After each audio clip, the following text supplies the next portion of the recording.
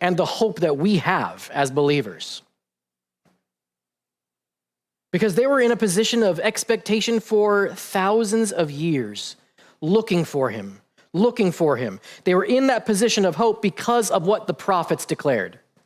So let's go ahead and read again, Isaiah chapter 9, verse 6, probably one of the most famous Christmas verses there is in the Bible. For unto us a child is born. Unto us a son is given, and the government will be upon his shoulders.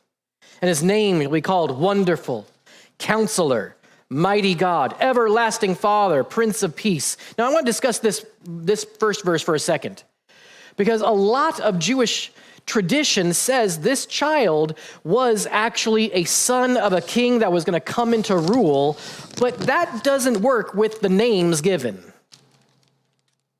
The names given to this child that is to be born, the son that is to be given is Wonderful, Counselor, Mighty God.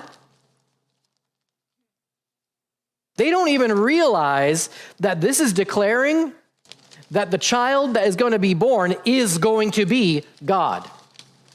And it's Everlasting Father. Isn't that an interesting name to give to the Son? How can that name be given? Well, in our Character of God series that we finished not long ago, we discussed the Trinity, our triune God. That while they are completely unified, they are distinct from each other, but they are completely unified. And then Prince of Peace. So this cannot be just a normal child that is born, can it?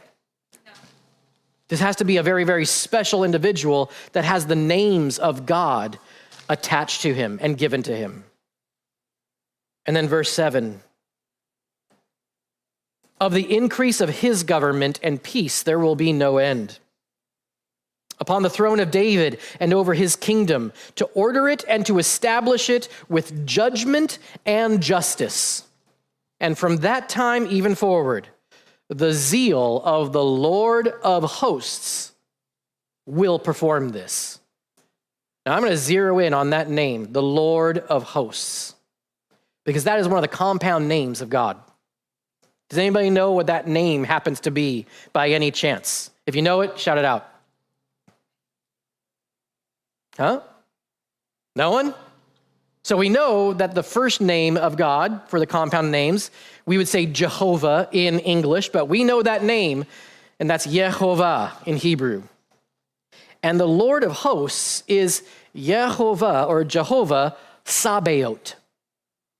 Not Sabbath, but Sabaoth. If you want to spell that, it's Sabaoth. Sabaoth. And that is the Lord of hosts. Now, what is the Lord of hosts? Because when we think of a host nowadays, we think of someone that we see first at a restaurant. The first person that we see that's going to take us to a table. That's a host or a hostess, right? Or we think of baked goods, hostess bakery, right? Come on now. Or a host of a game show or a host of an award show. We don't really use this word host very much, do we? And the Lord of hosts is not the God of the game show host.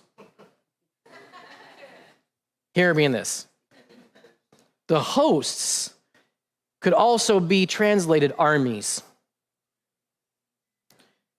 Yehovah Sabaoth is the Lord of the heavenly armies. Why